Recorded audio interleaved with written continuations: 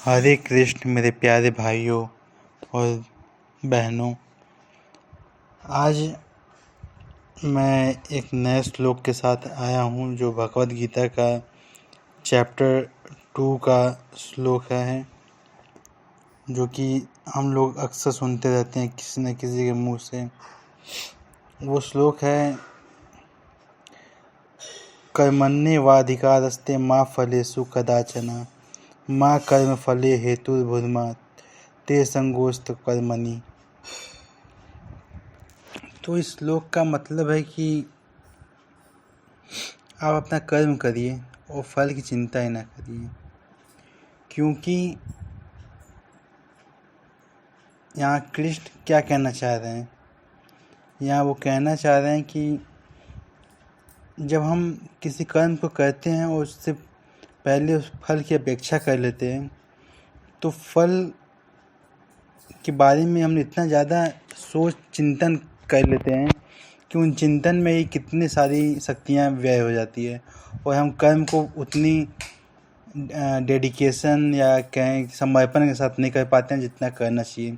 100% नहीं दे पाते हैं। उससे जो रिज़ल्ट आता भी है तो वो कम आता है, और जब कम आता है तो हमें दुख पहुंचता है, क्योंकि जितना हम सोचे थे उतना तो आया नहीं, तो दुख तो पहुंचेगा ही। अब सोचिए यहाँ कृष्ण क्या कह रहे हैं। वो कह रहे हैं कि आप कर्म करिए और फल की चिंता ही ना करिए, क्योंकि जब आप फल की चिंता ही नहीं करते हैं तो इतने भाव से भरा व्यक्ति जब अपनी कर्मों को भगवान को अर्पण करता है, फलों को जिम्मेवारी भगवान पर छोड़ देता है, तो भगवान इतने कठोर नहीं हो सकते कि वो कर्म का फल ना दें।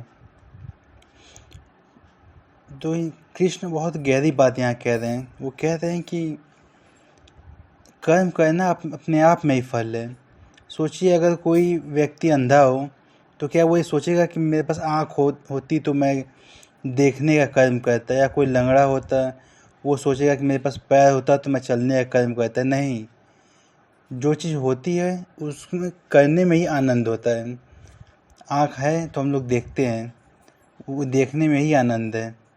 पैर है तो हम चलते हैं, चलने में ही आनंद है। वैसे ही कृष्ण कहते हैं कि जो हम कर्म करते हैं वो कर्म करने में इतना आनंद है कि जो फल मिलता है वो तो सिर्फ भगवान का प्रसाद होता है, और उसको भगवान का प्रसाद समझ के आपस में बांट लेना चाहिए। इतना ही आज के श्लोक में। अब अगली बार किसी नए श्लोक के साथ आएंगे। तब तक के लिए हरे कृष्ण।